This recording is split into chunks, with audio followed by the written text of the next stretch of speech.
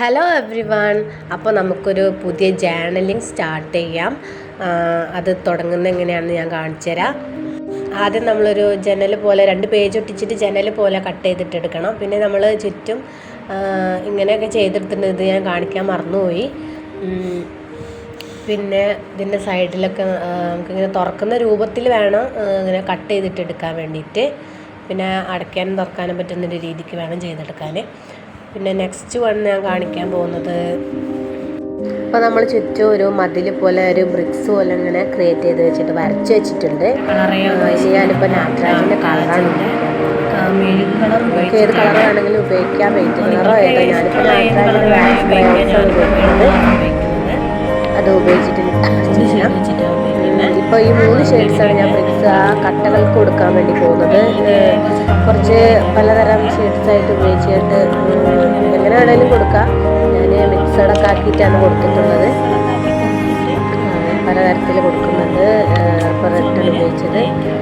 പിന്നെ ഇത് full finish ആക്കിയിട്ട് ഏതായാലും ഞാനിങ്ങനെ കാണിച്ചു തരാം കേട്ടോ.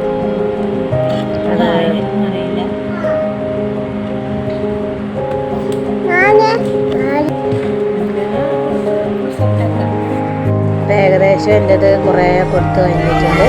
എന്നാലും ഞാൻ ചെറുതൊക്കെ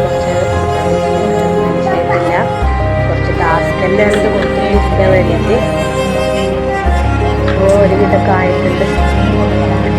ഞാൻ ചുമരിൽ യെല്ലോ നിറം കൊടുക്കാൻ വിചാരിച്ചിട്ടുണ്ട്. യെല്ലോ പെയിൻ്റാണ് അടിക്കാൻ വേണ്ടിയിട്ടുള്ളത്. അപ്പോൾ അത് ഏതായാലും ഞാൻ ഫുള്ളായിട്ട് ഇങ്ങനെ കാണിക്കുന്നില്ല. അത് കൊടുത്തതിന് ശേഷമാണ് ഇപ്പോൾ കണ്ടുകൊണ്ടിരിക്കുന്നത് നിങ്ങൾ. ഇനി നമുക്ക് ജനലിന് കളർ കൊടുക്കണം.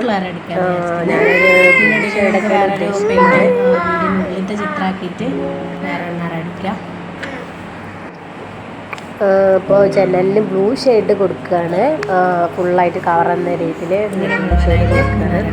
പെയിൻറ്റിങ് കളർ കൊടുത്താൽ മതിയായിരുന്നു തോന്നിയിട്ടുണ്ട്. ഇപ്പോൾ ഒരു ബ്ലാക്ക് കളർ വെച്ചിട്ട് ഇപ്പോൾ ഞാൻ കുറച്ച് ബ്ലാക്ക് ഔട്ട്ലൈൻ വരച്ച് കൊടുത്തിട്ടുണ്ട്. പിന്നെ ഈ പ്രിൻറ്റ് നമുക്ക് കടയിൽ നിന്ന് നമ്മൾ ഫസ്റ്റ് നിന്ന് എടുത്തിട്ട് നമുക്ക് ഫോട്ടോസ്റ്റാറ്റ് കടയിൽ കൊടുത്താൽ കളർ പ്രിൻറ്റിങ് ചെയ്ത് കിട്ടും.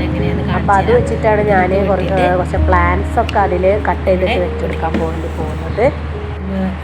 കുറച്ച് പ്ലാന്റ്സ് ഞാൻ വെട്ടിയിട്ടുണ്ട്. അധികമൊന്നും വെച്ചിട്ടില്ല.